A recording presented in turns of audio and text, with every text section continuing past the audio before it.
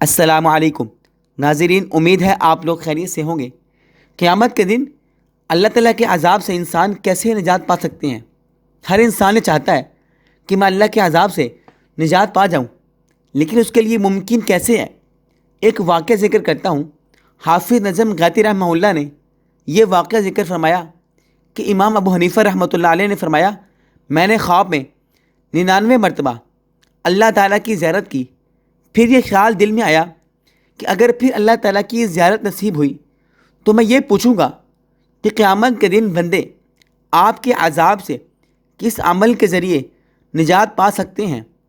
فرماتے ہیں کہ جب اس کے بعد مجھے خواب میں اللہ کی زیارت نصیب ہوئی تو میں نے اللہ سے یہی سوال کیا، تو اللہ نے فرمایا جو شخص صبح و شام یہ دعا پڑھے وہ میرے عذاب سے بچ جائے گا۔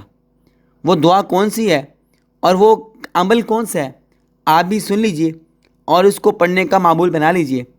سبحان الابدی الابد، سبحان الواحد الاحد، سبحان الفرد الصمد، سبحان رافع السماء بغیر عمد، سبحان من بسط الارض على ماء جمد، سبحان من خلق الخلق فأحصاهم عددا، سبحان من قسم الرزق ولم ينس أحدا، سبحان الذي لم يتخذ صاحبة ولا ولدا، سبحان الذي لم يلد ولم يولد ولم يكن له كفوا أحد۔